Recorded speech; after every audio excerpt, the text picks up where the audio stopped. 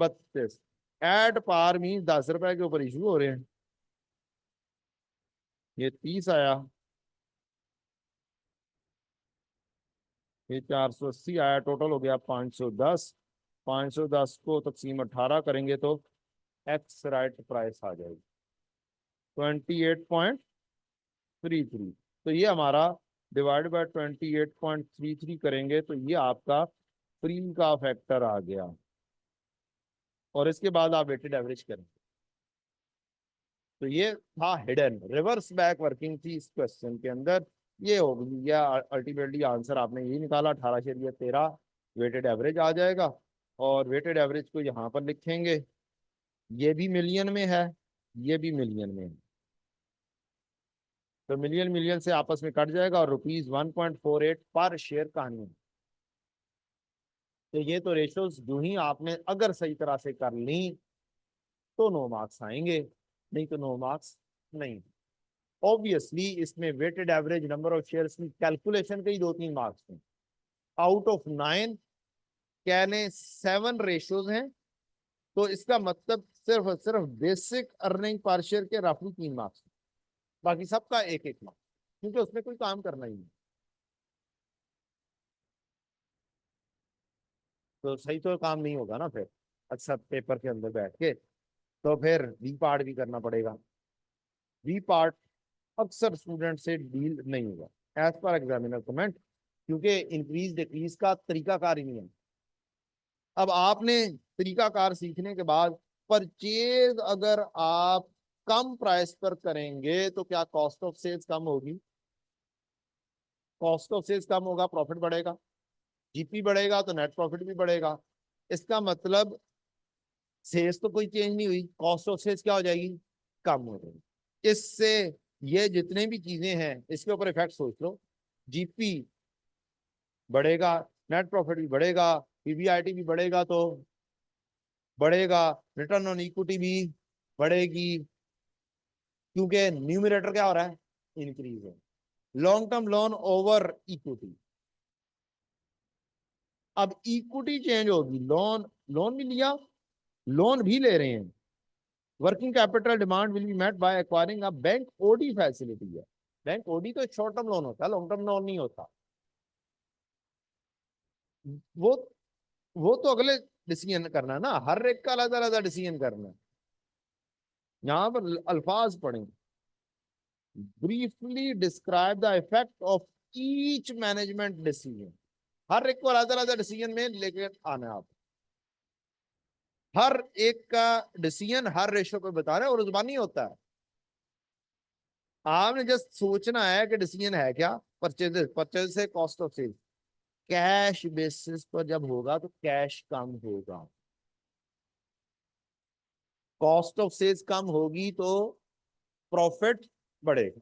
तो यहां पर रेशियोज आपने लिखे हुए हैं, फार्मूलाज लिखे हुए हैं, जस्ट जज करते जाएं। लॉन्ग टर्म लोन चेंज नहीं होगा पहले डिसीजन में, पहले डिसीजन में इक्विटी चेंज होगी, इक्विटी बढ़ेगी तो रेशियो क्या होगी? कम होगी। ये तो हमने सीख लिया हुआ है ना, अब डिनोमिनेटर बढ़ेगा तो रेशियो कम होगी। तो गियरिंग रेशियो डाउन होगी तो इसका मतलब क्या हुआ? बेहतरी की तरफ है। पहले ही थ्रेशोल्ड से हम बेहतर हैं, मीन्स जितना डेट इक्विटी कम होगी उतना बेहतर है। हम थ्रेशोल्ड से पहले भी कम है, ये भी मजीद बेहतर हो जाएगी। Asset turnover, net cell over capital employed, long term loan change नहीं, इक्विटी चेंज होगी ऑब्वियसली, नेट सेल्स में कोई चेंज एज सच नहीं है, सेल्स चेंज नहीं होगी, लेकिन इक्विटी बढ़ने से रेशियो क्या होगी? डाउन होगी। एसेट टर्नओवर इसका मतलब है उतना बेहतर नहीं होगा, उसमें इफेक्ट एडवर्स हो। Earning per share, obviously earning बढ़ेगी तो बेहतर होगी। तो आप कहेंगे कि एडवर्स इफेक्ट किसके ऊपर जा रहा है? एसेट टर्नओवर के ऊपर एक हिसाब से एडवर्स है, बाकी सब के ऊपर क्या है? फेवरेबल। बस इतनी सी लिख दें कहानी, आसान इंग्लिश में है, लाजमी नहीं है कि यही वाली इंग्लिश लिखनी है। The reduction in cost of sales will increase profit leading to improvement in basic earning, GP margin, net profit margin, return on asset, return on equity. Currently, these ratios are below the benchmark, so the resulting increase will support the attainment of benchmark. आप खाली लिख दें सब बेहतर होगी. That's more than enough. Just decision करना आना चाहिए. आपने डिसीजन सही कर दिया, मार्क्स मिल जाएंगे. अब अगली चीज देख लें. अगली चीज क्या है? Further issue of redeemable preference shares will be made to finance the installation of solar system at an office premises. Saving in electricity cost are expected to exceed their dividend payment on these preference shares and depreciation on solar system. अब electricity cost कम होगी. Electricity cost majorly plants वगैरह को चलाने के लिए है.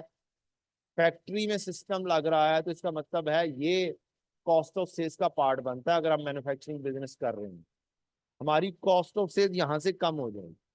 On other hand depreciation expense बढ़ जाएगा, मींस एडमिन एक्सपेंसेस बढ़ जाएंगे. और डिविडेंड की पेमेंट आना है, रिडीमेबल है, इंटरेस्ट बढ़ेगा. तो अब इसके इफेक्ट डिफरेंट किस्म के हो सकते हैं. कॉस्ट ऑफ सेल्स कम होने से जीपी बेहतर हो जाएगा.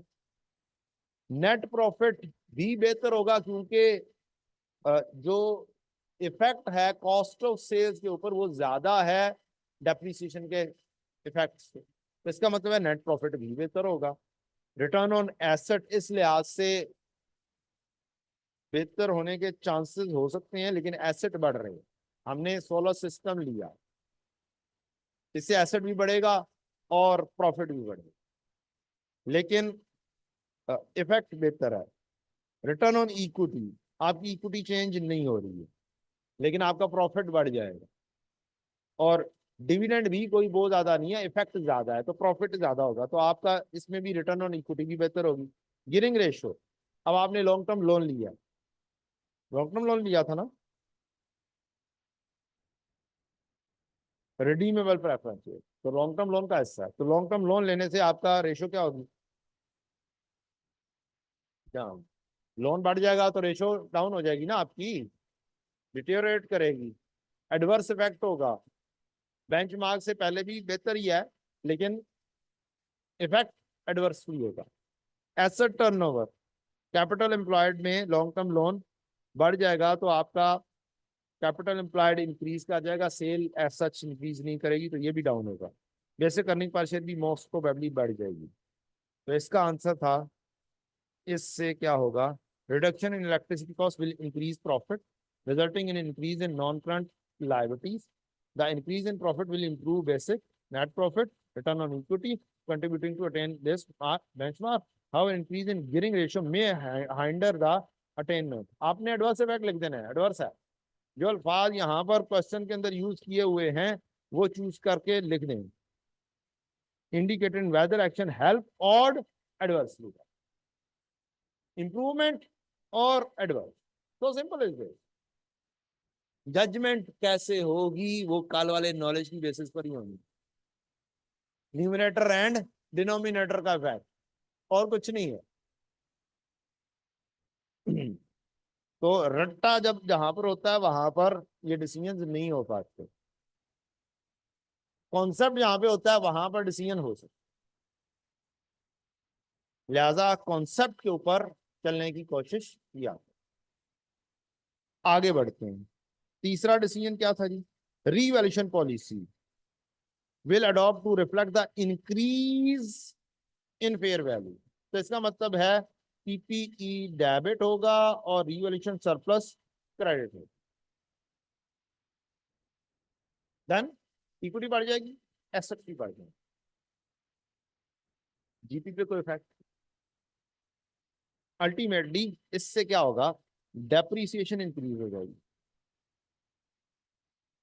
डेप्रीसिएशन इंक्रीज होगी ना, जब एसेट बढ़ेगा तो डेप्रीसिएशन भी इंक्रीज होगी. डेप्रीसिएशन इंक्रीज होने से प्रॉफिट कम होगा क्योंकि और कोई कहानी नहीं है. ठीक.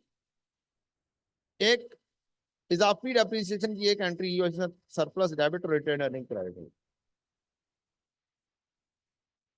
इससे ये कहा जा सकता है इक्विटी पे कोई फर्क नहीं पड़ेगा क्योंकि जहां पे डेप्रिसिएशन इतनी इंक्रीज होनी है रूटीन से, उतना ही इफेक्ट यहाँ पर आ गया, रिटेन अर्निंग में ट्रांसफर हो जाना। इंक्रीमेंटल डेप्रिसिएशन, इजाफी डेप्रिसिएशन की एंट्री ट्रांसफर होती है, तो जितना भी इफेक्ट प्रॉफिट पर पड़ता है वो ट्रांसफर हो जाता है रिटेन अर्निंग। ठीक, इक्विटी पे कोई इफेक्ट नहीं पड़ेगा, एसेट्स बढ़ जाएंगे, प्रॉफिट कम हो जाएगा। जीपी पे इफेक्ट नहीं पड़ेगा या पड़ेगा? पीपीई है तो पीपीई की डेप्रिसिएशन नॉर्मली कुछ हिस्सा जाएगा इसमें कॉस्ट ऑफ सेल में, कुछ हिस्सा जाएगा एडमिन सेल। तो अगर प्लांट्स वगैरह की है उसकी रिवैल्यूएशन हुई है तो उसकी डेप्रिसिएशन कॉस्ट ऑफ सेल्स का पार्ट बनती है जेन्युइनली मैन्युफैक्चरिंग बिजनेस में। ले जी, तो इससे इजाफी डेप्रिसिएशन से जीपी भी कम हो सकता है, नेट प्रॉफिट भी कम हो सकता है, उससे रिटर्न ऑन एसेट भी, एसेट ज्यादा से बढ़ेगा,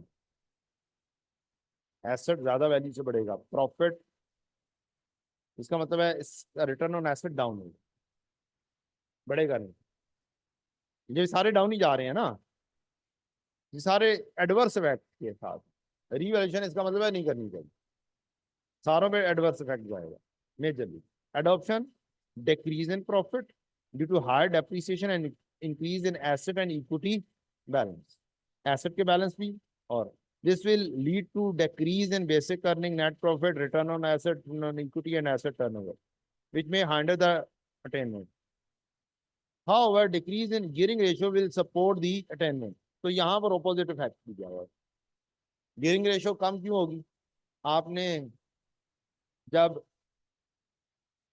रिवेन्यू सरप्लस इंक्रीज किया, इक्विटी बढ़ गई, इक्विटी बढ़ी, डिनोमिनेटर इंक्रीज, रेशियो डाउन। तो ये हो सकता है गियरिंग रेशियो के ऊपर इफेक्ट करेगा, गियरिंग रेशियो कम होगी एक हिसाब से, ये बेनिफिट है। ठीक है, बेहतरी की तरफ, बाकी सारे एडवर्स, ये बेहतर की तरफ लेंगी।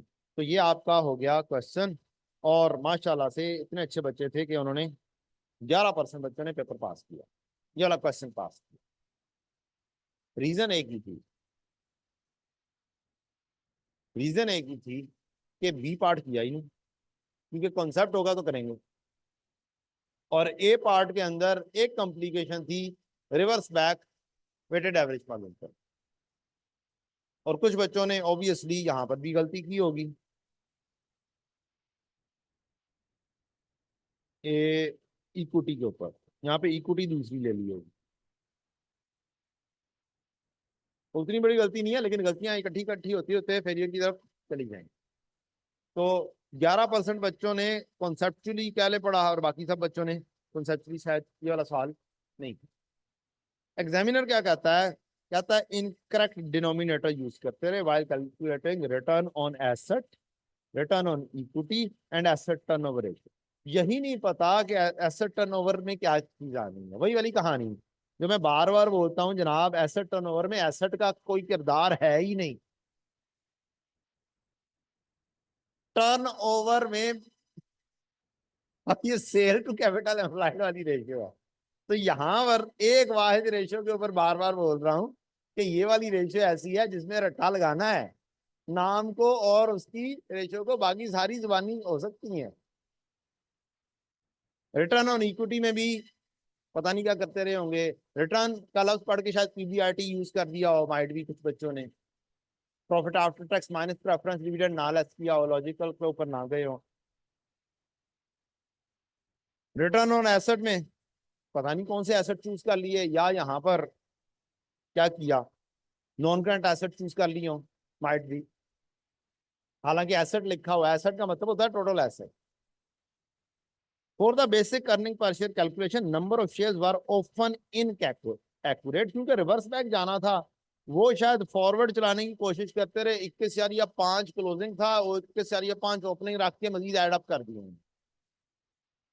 डेट को नहीं पढ़ा कि डेट 30 जून है, और यहां पर 30 जून लिखी हुई है डेट, ये वाली, इसको नहीं पढ़ा कि ये 21 या 5 क्लोजिंग है, और ये वाले उससे पुराने हैं, उन्होंने इसको आगे लेकर चले होंगे। एग्जामिनर क्या कहता है जी? Examining mistakenly treated 21 या 5 million shares from the year end balance sheet as the opening number of shares। बिल्कुल भैया लिखा हूं, मैंने ये नहीं पढ़ा था, मैंने जस्ट जजमेंट लगाई थी। B part, performance was notably poor, which may examine skipping this section altogether.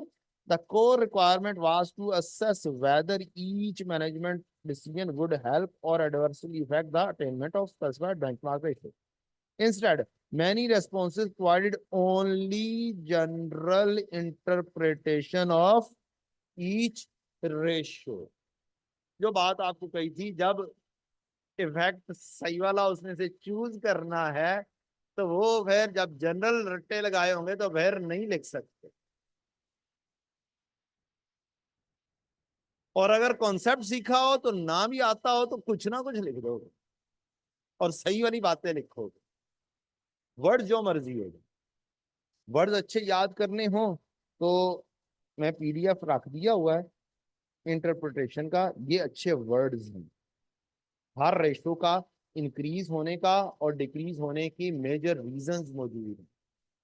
मसलन करंट रेशो में ये अच्छे अल्फाज हैं, और ये मेजर अल्फाज ज्यादातर मैंने चूज किए हैं पास पेपर्स में और कुछ खुद लिखे। हायर होने की रीजंस करंट रेशो की, कि इन्वेंट्री ज्यादा हो सकती है, longer credit terms are given to debtor, inefficient debtor management हो सकती है, not able to get longer credit from supplier हो सकती है। मीन्स क्रेडिटर डाउन होगी तो रेशो ज्यादा होगी, तो उसकी अच्छी इंग्लिश ये है। इसी के ऑपोजिट कर दो तो लोअर वाली होगी, low inventory level maintains, shorter credit terms given, इससे क्या होगा, डेटर्स कम होंगे, डेटर्स कम होंगे तो रेशो कम होगी। Low cash is maintained, obtain short term borrowings, borrowing ज्यादा होंगी तो लाइबिलिटीज ज्यादा, लाइबिलिटी ज्यादा तो रेशो कम। तो यहां से जस्ट एक दो दफा पढ़ लें और अच्छे अल्फाज को थोड़ा सा ध्यान में रख लें, इंशाल्लाह आप आराम से कर लेंगे। मेरी तरफ से गाइडेंस बस इस हद तक दे सकता हूं मैं, एक एक रेशो अब पढ़ के बताना बेवकूफी है यहाँ पर। तरीकाकार कल सिखा दिया, तोड़ना है फार्मूले को, फार्मूले को तोड़कर पढ़ना है सिर्फ और अच्छे अल्फाज 2-3 दफा पढ़ेंगे इंशाल्लाह याद भी होगी। ये वाले जो अल्फाज है ना, अगर पुराने एग्जामिनर कमेंट्स पढ़ें कि फलानी रेशो पिछले साल से हायर है और ये लोअर है, ये कोई कमेंट नहीं है। एग्जामिनर कमेंट्स में बारहा दफा लिखा हुआ आया कि ये कोई कमेंट नहीं है, और काइंडली फॉलो करें पास पेपर्स को, ये लिखा हुआ है।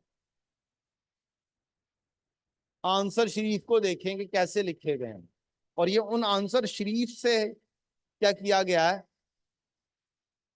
ये वाला डाटा बनाया गया, और कुछ ऑब्वियसली एक लॉजिक जो आपको सिखाई उन लॉजिक्स के तहत फिट इन कर दिए गए, और कुछ जगह पे हो सकता है मैंने ना लिखे हो, यार लॉजिक सिखा दिए तो खुद भी लिखना सीखो। डुप्लीकेशन एक जगह पर आ रही है तो दोबारा मुझे लिखने की जरूरत नहीं है। एक दो चीजें जस्ट डिस्कस कर दूंगा। इंटरेस्ट कवर है, इंटरेस्ट कवर की रेशो क्या होगा, reduction in finance cost due to repayment of loan. हो सकता है लोन रीपे कर दिया हो, लोन कम होगा तो इंटरेस्ट कॉस्ट कम हो जाएगी, इंटरेस्ट कॉस्ट कम होगा कवर ज्यादा हो जाएगा। इंक्रीज इन ओवरऑल प्रॉफिटेबिलिटी, अब यहां पर ओवरऑल प्रॉफिटेबिलिटी के अंदर कॉस्ट ऑफ सेल की कहानी भी फिट हो सकती है, एफिशिएंट एक्सपेंसेस की भी कहानी फिट हो सकती है, सब कुछ फिट हो सकता है। वो सारी चीजें फिट हो सकती हैं जो जीपी और नेट प्रॉफिट के ऊपर इफेक्ट कर रही है। टैक्स का इफेक्ट भी आ सकता है, नहीं टैक्स का इफेक्ट नहीं आएगा, पीबीआईटी है बिफोर इंटरेस्ट, तो टैक्स तो उसके भी बाद आता है।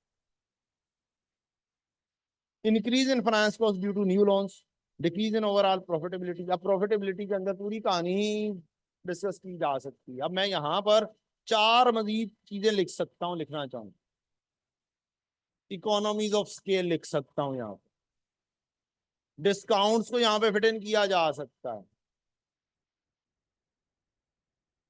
किया जा सकता है, बिल्कुल किया जा सकता है। सेल्स मैंने इंक्रीज कर दी है, अच्छे मार्जिन, प्राइसेस इंक्रीज कर दी, मैं मार्केट के अंदर अगर हूं अकेला अकेला बंदा, मोनोपोलिस्टिक कंपटीशन है या मोनोपोली टाइप की कहानी है, मैं बहुत पुराना काम कर रहा हूं, वो फिट किया जा सकता है अगर क्वेश्चन ऐसा है तो अगर लॉजिकल चलेंगे तो आप खुद ब खुद सिचुएशन को परख कर लिख सकते हैं, अदरवाइज रट्टा कुछ भी नहीं। फिर वो आपने पढ़ लिया कि बच्चों ने क्या किया है, जनरल कमेंट्स लिखे हैं, जनरल कमेंट्स लिखने से मार्क्स थोड़ी मिल जाने। एग्जामिनर भी सियाना है, वो भी देखता है कि यार आप लोग नॉलेज की बेस के ऊपर चल रहे हैं या बस ऐसे ही काम कर रहे हैं। ये सारे जो पीवीआईटी के ऊपर इफेक्ट कर रहे हैं, ये सारे का सारा इंटरेस्ट कवर के ऊपर फिट किया जा सकता है।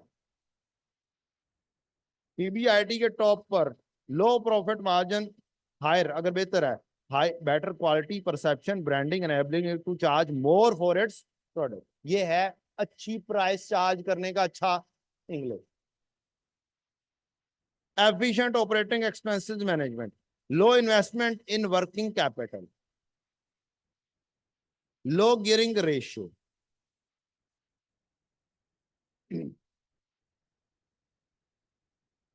ये कैपिटल एम्प्लॉयड की वजह से लो गियरिंग रेशियो की कहानी आ रही है। अब अगर कैपिटल एम्प्लॉयड में सिर्फ गियरिंग रेशियो फिट हो रहा है, अगर ये गियरिंग रेशियो को फिट करने की कोशिश करोगे इंटरेस्ट कवर में तो नहीं फिट होगी। क्या हो जाएगी, हो जाएगी, इंटरेस्ट की वजह से लिंक है। लो गियरिंग रेशियो मींस लो लोन, इंटरेस्ट कवर और का लिंक बन जाएगा, बिल्कुल वहां पे ये फिट की जा सकती। ये सारी बातें अगर मैं चाहूं तो कहां पर लिख सकता हूं, ये यहां पर आ सकती हैं, फिट हो सकती हैं यहां पर,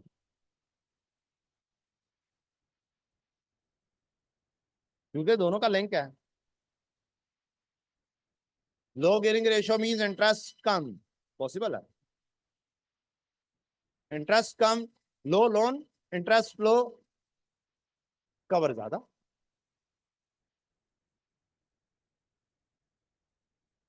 और ये सारी बातें कहां पर फिट की जा सकती हैं, यहाँ पर की जा सकती हैं। तो लॉजिकल अगर आप चलेंगे तो यहाँ पर मैं सारी बातें फिट कर सकता हूँ। बात क्लियर होगी। तो जरा लॉजिकल सोचना है और रट्टे से पाक होकर काम करना है। Lower profit margin by deliberately keeping selling price lower to gain market share. अब इधर कुछ हो रहा है, बेटर क्वालिटी है, बेटर प्राइस हाई चार्ज की है, क्या क्योंकि हमने क्वालिटी अच्छी मेंटेन की है। ब्रांड्स क्यों हाई क्वालिटी हाई रेट्स के ऊपर चलते हैं, क्वालिटी होती है, वो अपनी क्वालिटी को कम पर लेकर नहीं जाते, इसलिए वो हाई मार्जिन के ऊपर खेल रहे हो। खर्चे भी ज्यादा होते हैं, प्रॉफिट मार्जिन भी ज्यादा हो।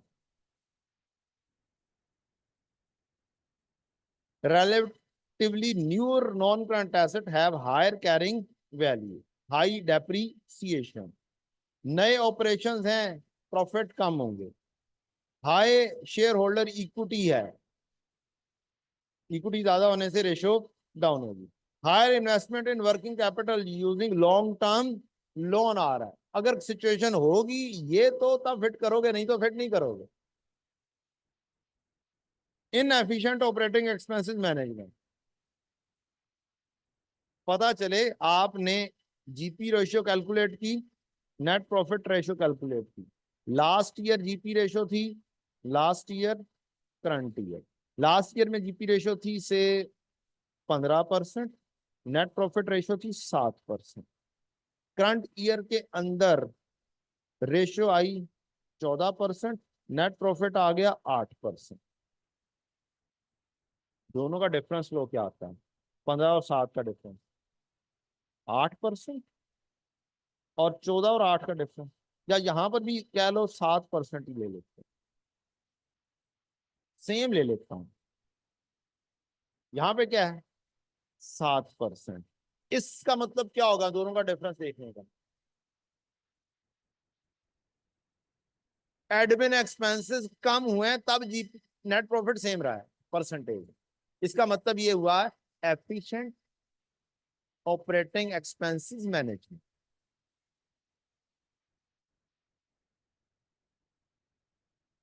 ठीक है, इसलिए मैंने कल कहा था जोड़ी में काम करना है।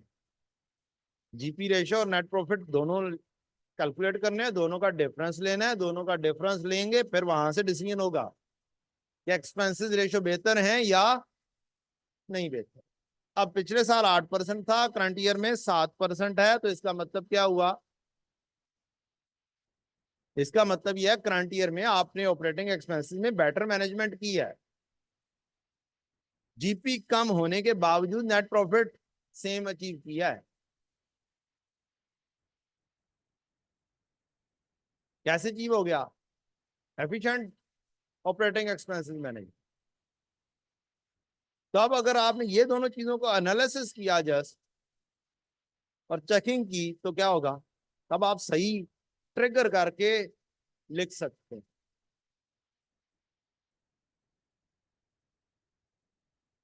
क्लियर? जी बेटा, वर्किंग कैपिटल होता है current asset minus current liability. Working capital cycle, debtor days, creditor days, inventory days, उसकी कहानी है। कहता है कि higher investment in working capital में जो इन्वेस्टमेंट किया लॉन्ग टर्म लोन के जरिए किया। हालांकि जो वर्किंग कैपिटल में इन्वेस्टमेंट होती है वो शॉर्ट टर्म के जरिए होती है, नॉन करंट एसेट में इन्वेस्टमेंट जो होती है लॉन्ग टर्म लोन के जरिए होती है, लाइक विद लाइक के तहत। अब अगर आप डेटर इन्वेंट्री खरीदने के लिए लॉन्ग टर्म लोन को यूज करेंगे तो इसका मतलब क्या होगा? इन्वेंट्री खरीदी लॉन्ग टर्म लोन के जरिए तो लॉन्ग टर्म लोन बढ़ जाएगा। लॉन्ग टर्म लोन बढ़ने से क्या होगा? रेशो डाउन हो जाएगी। कैपिटल एम्प्लॉयड में आता ना। ठीक।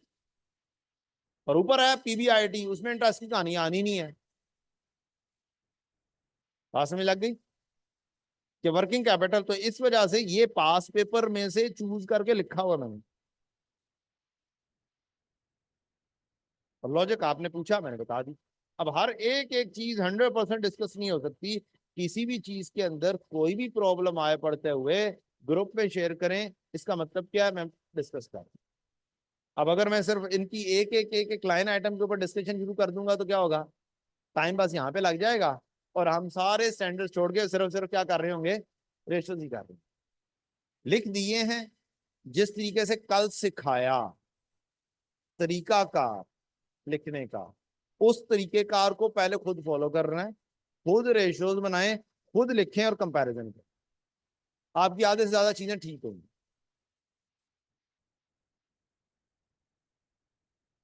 तो जिसने सेशन कल का नहीं अटेंड किया तो वो कल का सेशन फेसबुक पे जाए, आई कैप स्टूडेंट्स के ऊपर जाए और वहां से जाके देख ले। रिटर्न ऑन एसेट, अब इसके अंदर क्या आएगा? अब इसके अंदर एसेट की कहानी आएगी। इसमें पीवीआईटी की सारी बातें वही आएंगी लेकिन दूसरी साइड पर एसेट की बात आएगी, या फिर करंट लायबिलिटीज भी साथ शामिल कर लो कैपिटल एम्प्लॉयड में, तो टोटल एसेट के बराबर आ जाएगा। अब अगर मैं यहां पर भी ऊपर वाली बात लिखने की कोशिश करूंगा, ये वाली बात, तो थोड़ी सी क्या हो जाएगी? शायद बात गलत हो की तरफ जा सकती है। ठीक है, यहां पर मैं कैसे लिखूंगा? रिटर्न ऑन एसेट में लोअर प्रॉफिट मार्जिन, ये सेम आ सकती है।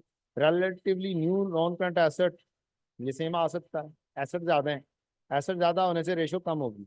नए ऑपरेशन हैं, प्रॉफिट कम होगा, रेशो डाउन होगी। Company unable to sell goods resulting high inventory level, inventory level ज्यादा होने से एसेट ज्यादा तो रेशो कम। ठीक है, डिनोमिनेटर ज्यादा रेशो कम, डिनोमिनेटर कम रेशो ज्यादा। वो तो कल वाला तो याद है ना आपको, न्यूमिनेटर और डिनोमिनेटर की कहानी। ये इंक्रीज रेशो भी इंक्रीज, ये डिक्रीज रेशो भी डिक्रीज। डायरेक्ट रिलेशन और डिनोमिनेटर का इनवर्स रिलेशन। लें जी, अब ये वाला डॉक्यूमेंट आप इंशाल्लाह पढ़ लेंगे और उम्मीद है कि इससे आपको क्या होगा, बहुत आपके काम में बेहतरी आएगी इंशाल्लाह। एंड पर याद करवाइएगा, अगर टाइम बच गया तो एंड पर 10 मिनट में मजीद लगा दूंगी। तो हम आते हैं दूसरे नंबर पे, आ गई कहानी कैश। ठीक, कैश फ्लो स्टार्ट से स्टार्ट ही करनी, बिल्कुल कोई कोई कल वाली कहानी नहीं है। दोबारा से अलिफ से, ए से। ले जी, बिस्मिल्लाह पढ़ते हैं और फिर शुरू करते हैं ना।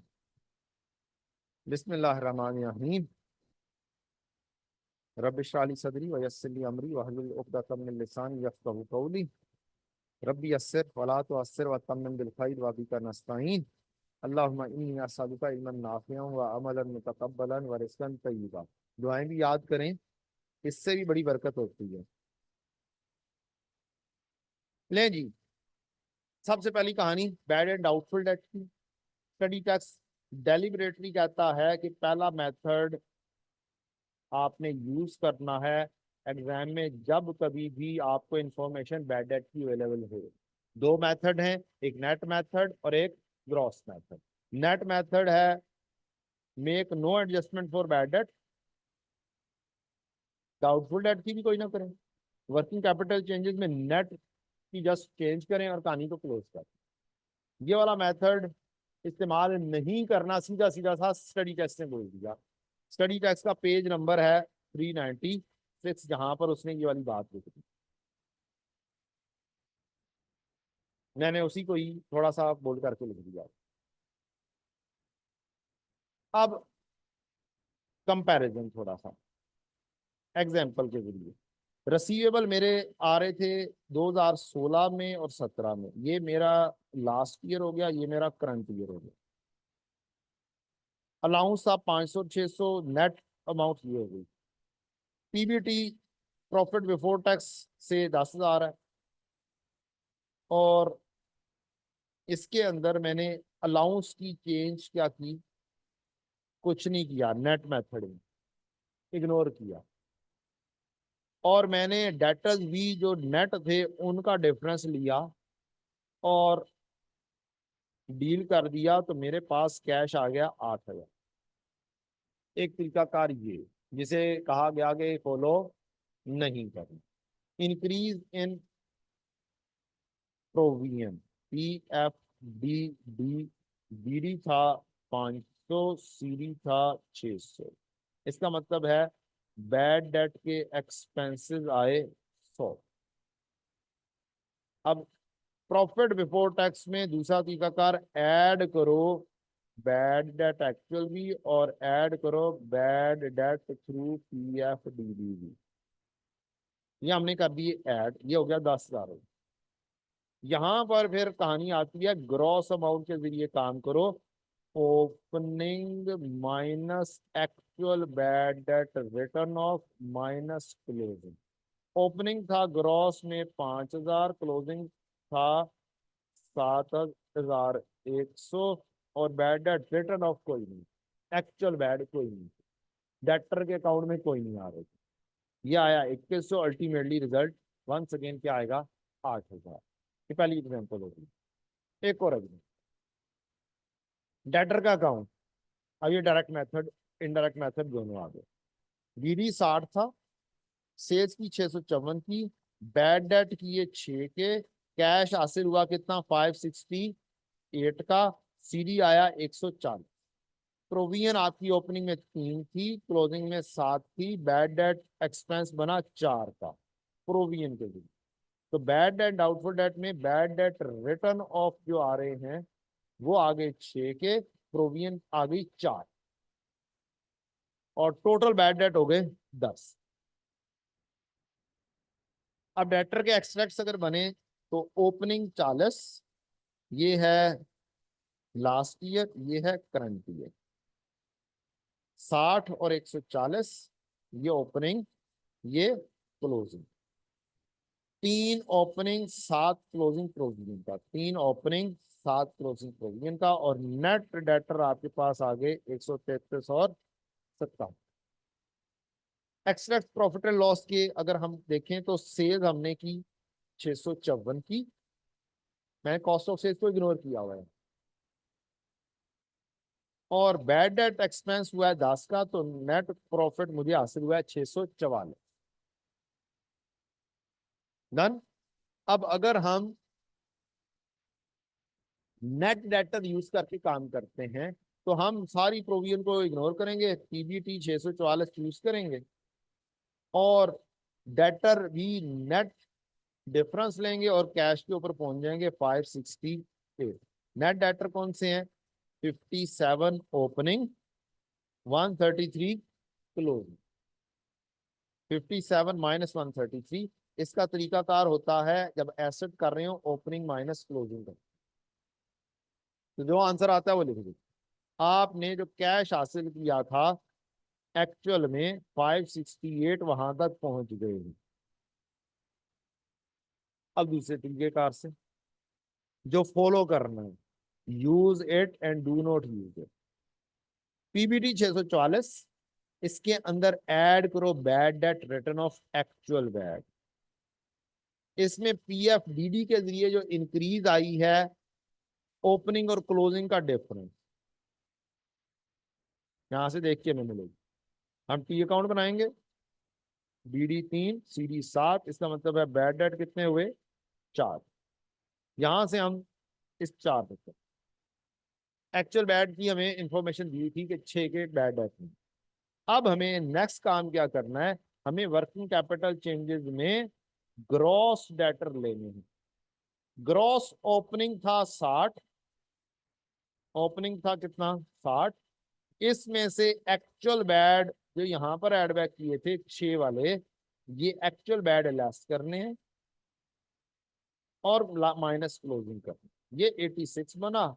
अब अगर आप पहुंचेंगे तो वंस अगेन 568 पर पहुंचेंगे। 644 जमा 6 जमा 4 और डेटर ग्रॉस। ये वाला तरीकाकार कह रहा है कि ये फॉलो करना है अगर इंफॉर्मेशन प्रोविजन की दी हुई।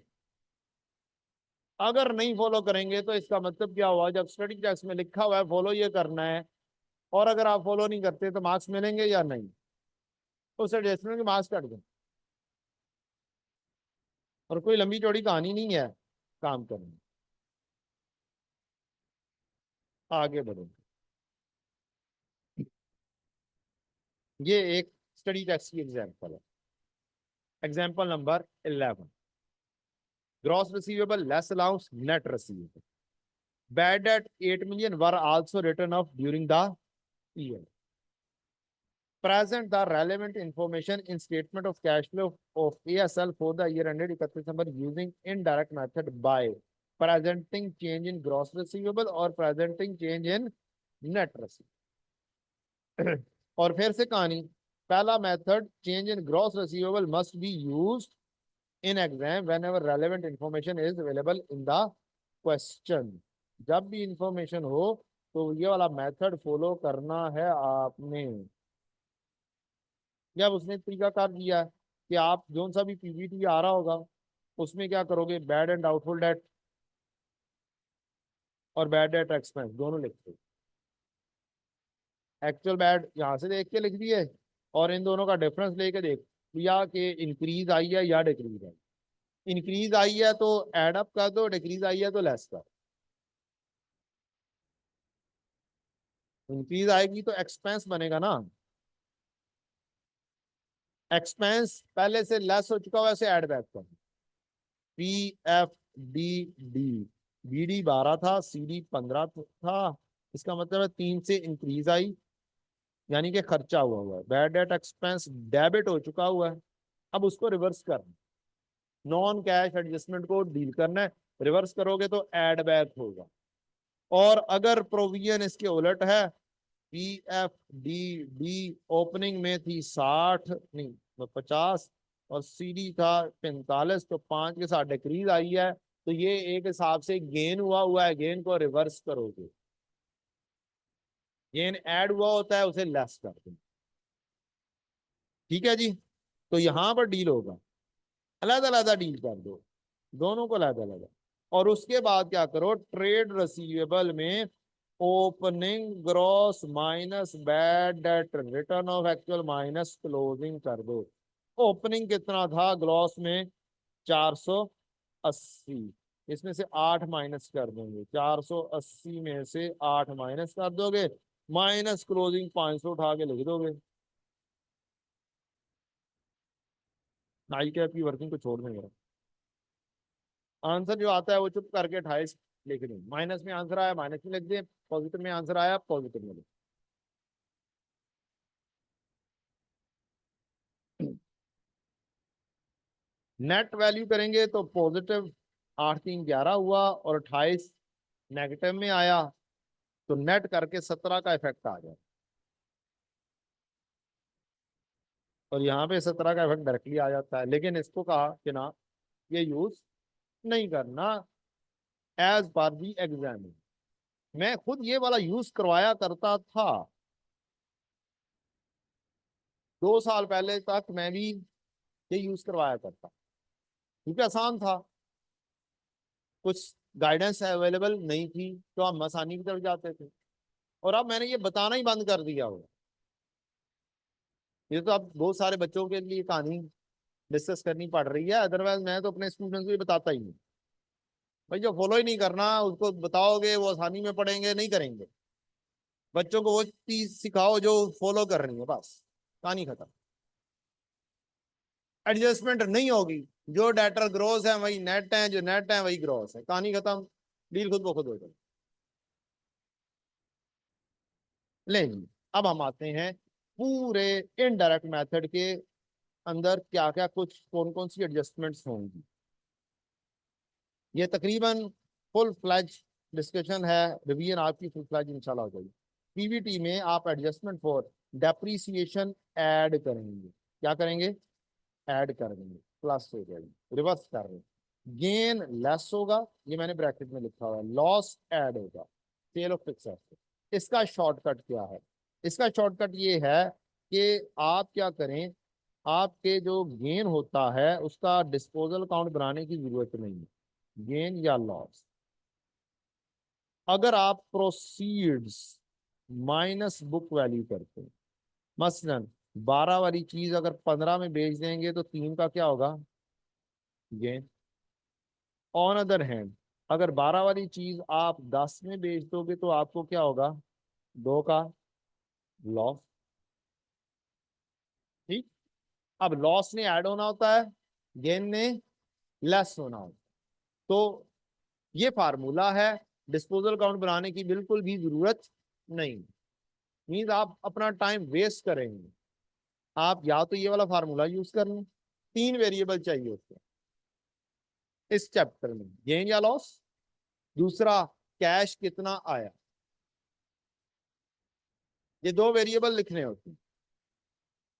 गेन या लॉस लिखना होता है कहां पर, ऑपरेटिंग एक्टिविटी में, या गेन लिखना होता है, रिवर्स करना होता है, या लॉस एड अप करना होता है। और दूसरी साइड पर इसकी प्रोसीड्स ने लिखा जाना होता है इन्वेस्टिंग एक्टिविटीज में। क्वेश्चन में बुक वैल्यू दी होती है और दूसरा वेरिएबल भी एक दिया होता है, या गेन दिया होता है या प्रोसीड दी होती है, तो तीसरा वेरिएबल निकल जाता है। तो जरूरत नहीं है कि आप डिस्पोजल अकाउंट बना रहे हैं, नॉट नीडेड, डायरेक्टली डील होगी। क्वेश्चन में इंफॉर्मेशन पढ़कर या तो आपको यहां वाली वैल्यू मिल जाएगी प्रोसीड्स जो डायरेक्टली लिखी जाएगी, या फिर आपको गेन या लॉस डायरेक्टली मिल जाएगी। इन दोनों में से कोई एक वैल्यू डायरेक्टली मिल जाएगी। अब क्वेश्चन करना कैसे है, अगर आपका इनडायरेक्ट मेथड का सवाल आएगा तो आपने क्या करना है, 2 पेजेस आमने सामने बनाने हैं। इस पेज के ऊपर करनी है ऑपरेटिंग एक्टिविटीज लेफ्ट पेज पर, और राइट पेज पर करनी है investing activity and financing activity, और एंड पर कैश एंड कैश इक्विवेलेंट का ओपनिंग और क्लोजिंग। और बाकी जितने भी अकाउंट हैं तीसरे और चौथे पेज के ऊपर बनाए। ज्यादा बेहतर है चौथे पेज को सेंटर से हाफ करें और उसमें लकीर लगाएं और चौथे पेज पे बना दे, तीसरे पे एक आधा अकाउंट बना के साइड पे, क्योंकि लेफ्ट और राइट पेज के ऊपर आपने क्या करना है, काम करना है। जरा सफा पलट कर देखें, तीसरा सफा आसान है या चौथा सफा? चौथा सफा आसान है, तो चौथे सफे के ऊपर काम करें। टी अकाउंट फोर्थ पेज पे, थर्ड पेज खाली रखें, लेफ्ट पेज खाली, यहां पर ढेर सारे अकाउंट सेंटर से ऑफ करें पेज, ढेर सारे टी अकाउंट यहाँ पे बना दें और कोई एक आधा यहाँ पे बना दें, तो सारा काम आपका बड़ा आराम से डील होगा। ये चाहे डायरेक्ट मेथड हो चाहे इनडायरेक्ट मेथड, ऐसे कर operating activity left right page के ऊपर होता है। इस चीज की टेंशन ना लें कि क्या होगा, क्लास में लग गई। ऑपरेटिंग एक्टिविटीज के अंदर अगर डायरेक्ट मेथड है तो आपने इंटरेस्ट पे टैक्स पे लिखना होता है ना, वो बिल्कुल एंड पर लिख दें, पेज के एंड पर, पेज भर जाएगा। तो मेरा जाती तरीकाकार यही है, मैं ऐसे ही काम करवाता हूँ। अब यहाँ पर डिस्कशन करनी है, यहाँ पे टाइपिंग में तरतीब से आ रहा है, तो इधर दिस और दिस यू विल गेट, इन दोनों में से कोई एक चीज मिलेगी, दूसरी चीज आप फार्मूले के लिए फाइंड करें। और इस टॉपिक के लिए अगर इस फार्मूले को रिवर्स कर दोगे ना, बुक वैल्यू में से प्रोसीड माइनस करोगे, तो जोन सी वैल्यू आएगी जैसे आएगी वो वैसे लिख सकते। मसलन अगर मैं यही काम करता, बुक वैल्यू में से प्रोसीड को माइनस करता, तो क्या होना था, बुक वैल्यू 12 थी, 15 प्रोसीड थी, क्या आंसर आया, -3। ये गेन आया है, गेन ने क्या होना होता है, लेस होना होता है। तो डायरेक्टली आ जाएगा ये शॉर्टकट इस टॉपिक के लिए, ऐसे कि नॉर्मल रूल है प्रोसीड माइनस बुक वैल्यू, इससे गेन या लॉस कैलकुलेट होगा। इस टॉपिक के लिए इस रूल को क्या कर लो, रिवर्स कर लो, रिवर्स कर लोगे शॉर्ट काम स्पीड में हो जाए। और अगर गेन लॉस आया तो, अगर मैं बुक वैल्यू 12 में से 10 कर दूं तो 2 आएगा, ये लॉस है, क्या करना होता है लॉस में, एड अप करना होता है, तो 2 एड अप हो जाएगा खुद दो। और प्रोसीड अगर गिवन है और बुक वैल्यू गिवन है तो चुप करके प्रोसीड उठाओगे, यहां पर लिख दोगे कि 10 में बेचा था, तो जुबानी हो जाएगा काम, विदाउट मेकिंग डिस्पोजल अकाउंट।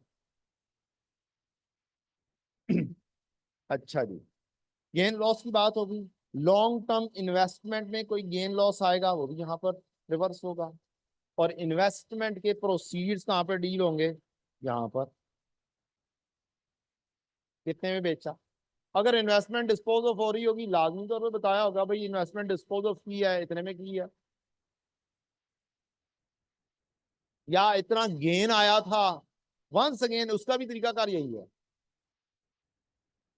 वहां पर भी यही दोनों चीजें मालूम होंगी, उसमें भी यही वाला फार्मूला है, बुक वैल्यू और प्रोसीड्स, कोई चेंज नहीं है। अच्छा जी, fair value loss on investment property, investment property आपकी क्या होगी, अगर लॉस है तो एडअप होगा, अगर गेन है तो लेस होगा, नॉन कैश एडजस्टमेंट आएगी। और अगर इसकी कोई रेंटल इनकम आ रही है, वो कहां पे डील होगी,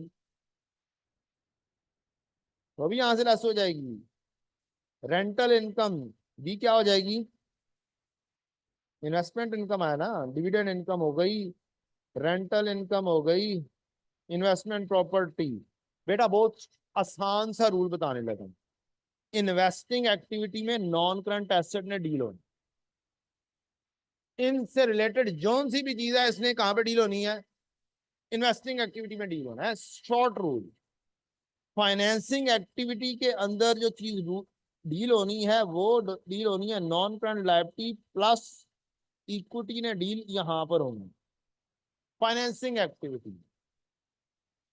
कोई चीज नहीं समझ लग रही, ये डील करेगा, ये वाला रूल डील करेगा।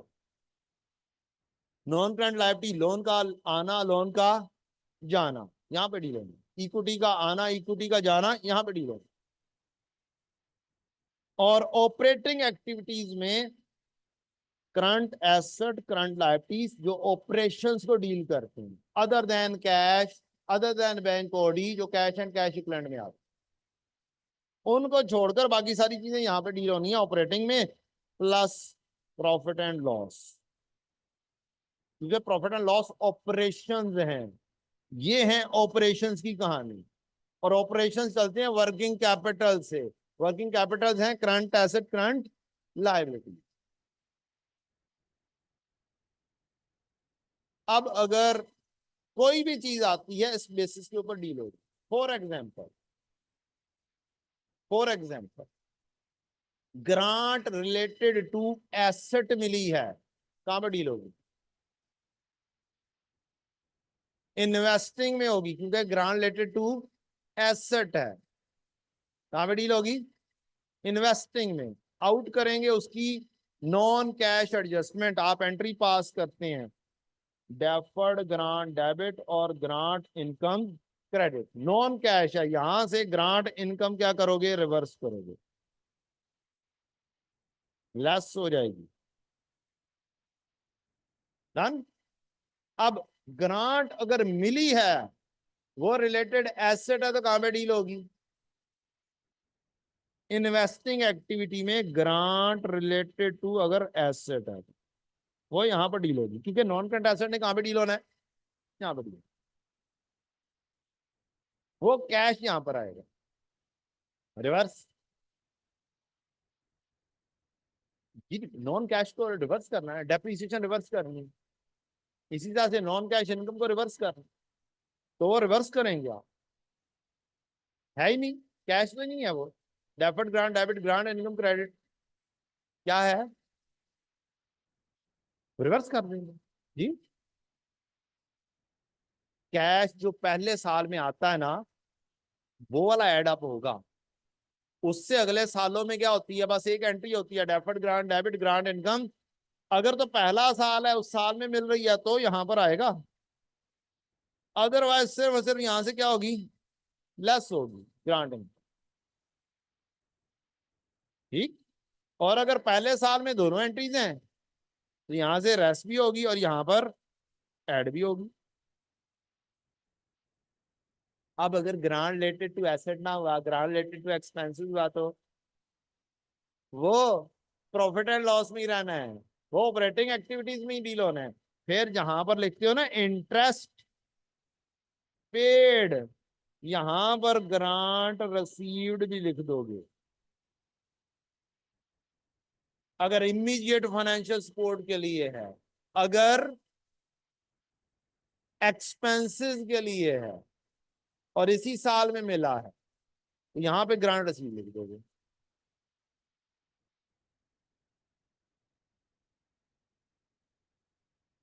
कुछ एक्सपेंसेस बाद में हुए, means grant related to expense था, और वो ग्रांट 3 सालों के एक्सपेंसेस के लिए मिली, तो जिस साल में मिली अगर वो एक्सपेंसेस से रिलेटेड है, तो ऑपरेटिंग में डील होना है।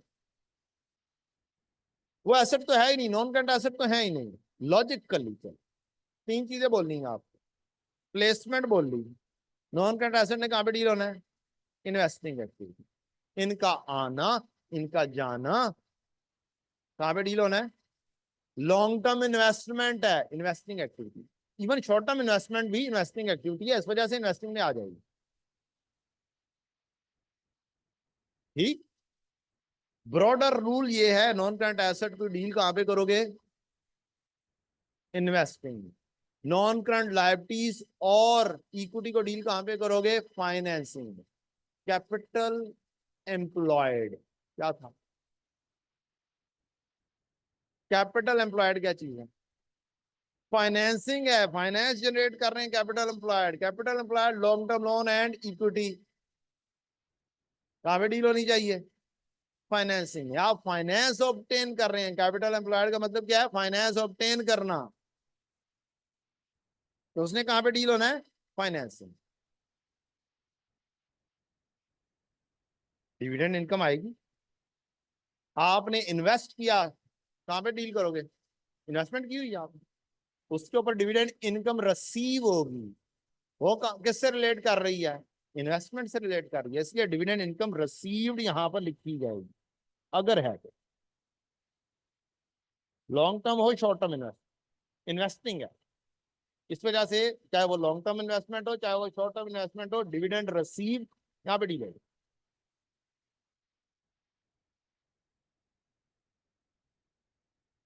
बेटा नॉन कैश तो यहाँ पे रिवर्स करोगे ना, डिविडेंड इनकम तो यहाँ पे रिवर्स कर दोगे। डेफर्ड इनकम के जरिए डेफर्ड ग्रांट ग्रांट इनकम आया वो भी रिवर्स हो जाएगी, इंटरेस्ट इनकम भी रिवर्स हो जाएगी। ये जो इनकम रिसीव है ये इनकम रिसीव इन्वेस्टिंग में ही डील होनी है, चाहे वो डिविडेंड हो चाहे वो इंटरेस्ट रिसीव हो, ये इनकम है, एक्सपेंस की कहानी नहीं है। एक्सपेंस इंटरेस्ट यहां पर डील होगा, इंटरेस्ट पेड। इसका भी दो अल्टरनेटिव हैं, दो अल्टरनेटिव की कहानी भी मेरा ख्याल आपने पढ़ी होगी, कहाँ पे नीचे लिखी होगी मैंने कहानी, इसके ऊपर सवाल भी आ चुका हुआ है। इंटरेस्ट पेड की लॉजिक भी साथ साथ है। आ जाओ यार, अल्टरनेट याद। डिविडेंड पेड कहाँ पर लिखा जाना चाहिए, डिविडेंड पेड ये फाइनेंसिंग में भी लिखा जा सकता है और ऑपरेटिंग में भी। दोनों की लॉजिक क्या है, फाइनेंस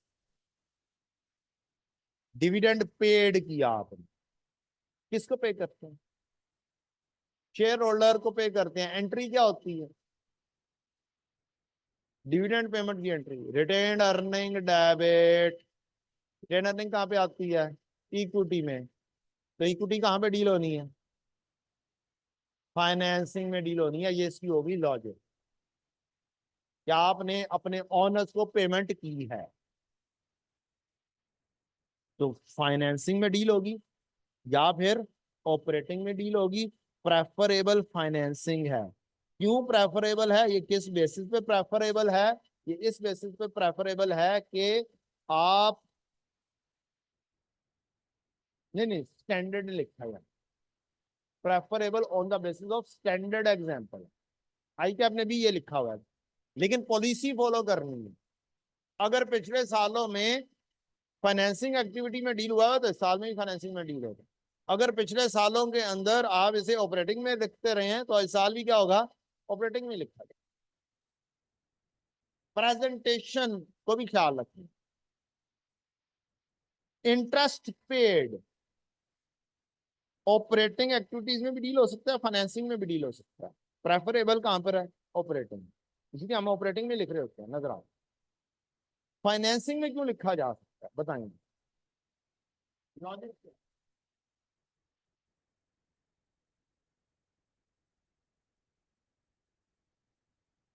नॉन करंट लायबिलिटीज ने कहां पे डील होना है, लोन कहां पे डील होता है, फाइनेंसिंग में डील होता है। लोन कहां पे डील होता है, फाइनेंसिंग में डील होता है, लिहाजा आप इंटरेस्ट पेड को कहां पे डील कर सकते हो, फाइनेंसिंग में डील कर सकते, ठीक है।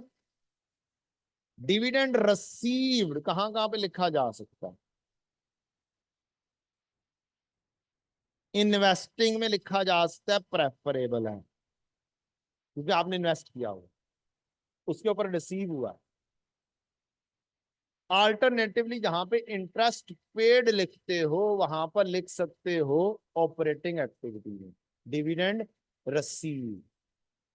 पेड लेस होता है, रिसीव ऐड होता है। क्यों लिखा जा सकता है ऑपरेटिंग में, डिविडेंड किस बेसिस पर पे करते हैं, एनुअल बेसिस पर, प्रॉफिट कमाए हुए में से पे करते हैं। और प्रॉफिट कहां से होता है, ऑपरेशंस के जरिए आता है। ऑपरेशंस कहां पे डील होते हैं, ऑपरेटिंग एक्टिविटी में डील होती है। ये उसकी होगी लॉजिक। इसके ऊपर भी एक अटेम्प्ट पहले क्वेश्चन आ चुका है, एक या दो अटेम्प्ट पहले। डिस्क्रिप्टिव फॉर्म में बताना था कि इसकी अल्टरनेटिव लॉजिक्स क्या है।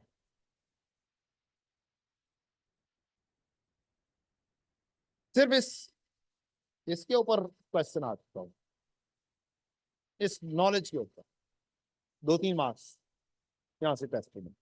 इंटरेस्ट रिसीव्ड क्यों दो जगहों पे लिखा जा सकता है, बेहतर है प्रेफरेबल है इन्वेस्टिंग में, ऑपरेटिंग में क्यों लिख सकते हैं। लोन लिया किस लिए, ऑपरेशंस को चलाने के लिए, ऑपरेशंस को चलाया तो एक्सपेंस हुआ। इस वजह से इसे ऑपरेटिंग में भी लिखा जा सकता है, लेकिन ज्यादा प्रेफरेबल क्या है, ये वाली। तो इंटरेस्ट रिसीव हो, डिविडेंड रिसीव हो, क्योंकि इन्वेस्टमेंट के ऊपर होगा, प्रेफरेबल है, इन्वेस्टिंग एक्टिविटी में लिखो। डिविडेंड पेड प्रेफरेबल है फाइनेंसिंग में। यहां पर डिविडेंड पेड के मुख्तलिफ पास पेपर में कहीं पर आपको ऑपरेटिंग में नजर आएगा, कहीं पर फाइनेंसिंग में नजर आएगा, लिहाजा परेशान नहीं होना, दोनों जगहों पे ठीक है। अनलेस एंड अनटिल के एग्जामिनर कहे कि इसको यहां पर ही डील करना है, ठीक है, या ये बता दे कि पिछले सालों में प्रेजेंटेशन इसकी फाइनेंसिंग में होती रही है, तो अब अगर आप ऑपरेटिंग में प्रेजेंटेशन कर देंगे तो गलत हो जाएगा। या आप वो लिख दे कि पिछले सालों में डिविडेंड पेड ऑपरेटिंग में प्रेजेंट होता रहा है, अब अगर आप फाइनेंसिंग में कर देंगे तो गलत हो। क्लियर? तो ये इंपॉर्टेंट एरिया है। वापस आते हैं डिस्कशन के ऊपर। इधर गई डिस्कशन, तो आ जाओ। इतना लंबा सवाल, इतना कुछ शामिल कर दिए। लें जी, बैड डेट एक्सपेंस ऐड करोगे, बैड डेट प्रोविजन क्या करोगे, ऐड करोगे, फाइनेंसिंग एक्सपेंसेस इंटरेस्ट एक्सपेंस को क्या करोगे, ऐड अप करोगे यहाँ पे। वर्किंग कैपिटल चेंजेस का इजी रूल, इजी रूल ये है, करंट एसेट होते हैं, करंट लायबिलिटीज होती हैं। करंट एसेट्स को आपने करना है, करंट एसेट को वर्किंग कैपिटल में डील करना है ओपनिंग माइनस क्लोजिंग करके, और करंट लायबिलिटीज को डील करना है क्लोजिंग माइनस ओपनिंग करके। याद कैसे रखनी, गलती कर जाओगे तो उसमें की कोई बात ही याद आनी चाहिए, ठीक, कोई ना कोई जुगाड़ होनी चाहिए। अब इस वक्त नॉलेज के ऊपर वो क्लास की कहानी है,